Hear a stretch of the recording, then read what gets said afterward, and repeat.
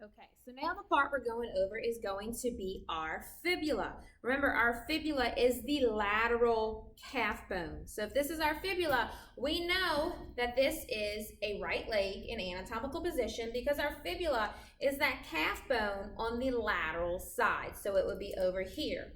Remember, you have a fibula in your right and left lower leg. The parts of the fibula that we are going to go over is going to be first the head. So we're looking at the superior end of the fibula, the end towards the top. So the first part is going to be the head of the fibula. The head is the upper expanded end that articulates with the fibulo-articular surface of the tibia. So our head of our fibula is this upper expanded end right here. And we know that the head of our fibula is going to be articulating with our tibia to help form that joint. Okay, so our fibula, this upper expanded end, is the head of our fibula. Then, I don't think this is in the slides, add this to it. We then have the neck of our fibula. The neck is going to be this constricted part right here, just below the head.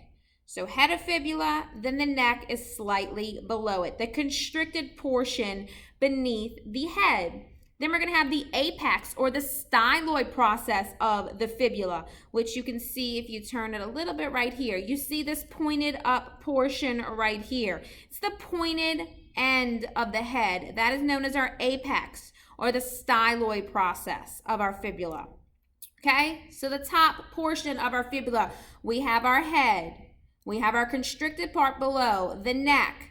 Then we have that pointed process on the head of our fibula. That is our apex, our styloid process. Then moving down, we have the body of our fibula, the shaft. Okay, that's the long center portion of the fibula. Then we move down to the distal end, the inferior end of our fibula, and we need to know the lateral malleolus, which is this piece right here. The lateral malleolus is the distal expanded end of the fibula. It extends down past the lateral margin of the ankle joint for about 3/4 of an inch.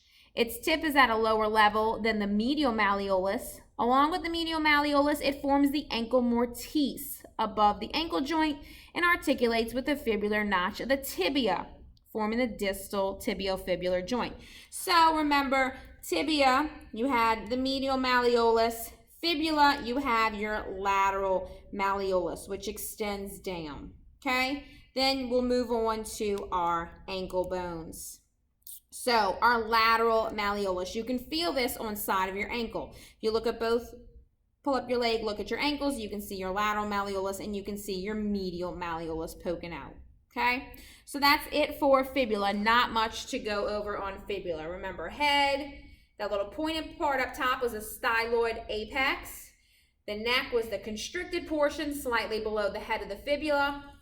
This portion was the body, and then down below we needed to know the lateral malleolus.